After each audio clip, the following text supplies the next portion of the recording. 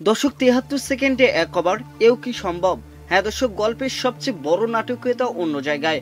যখন বিশ্বের ক্রিকেটে ধীরে ধীরে স্লো ওভার রেটের কবলে, তখন জাদেজা যেন সময়ের বিরুদ্ধে এক বিদ্রোহী বোলার। এনে থেকে আজকের ভিডিও বিস্তারিত জানতে ভিডিওটি সম্পূর্ণ দেখার অনুরোধ রইল।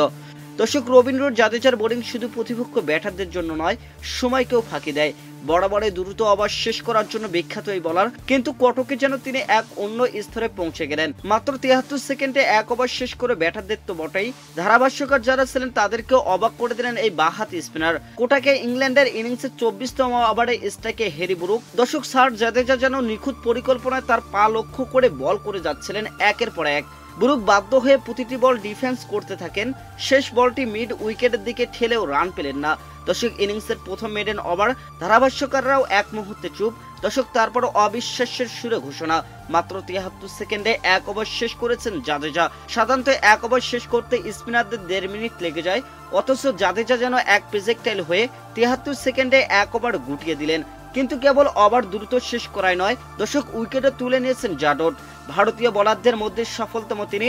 ১০ম ওভারে ৩৫ রান দিয়ে নিয়েছেন ৩টি উইকেট, দিয়েছেন ইনিংসে একটি মাত্র মেডেন ওভার। সবচেয়ে বড় কথা, যে দুজনে ইংল্যান্ডকে লড়াইয়ে রাখছিলেন, দর্শক, জো রুট এবং বেন ডাকেট, দুজনে হাফ সেঞ্চুরি করে ফেলেছিলেন। দুজনকেই ফিরিয়ে দিয়েছেন জাদেজা।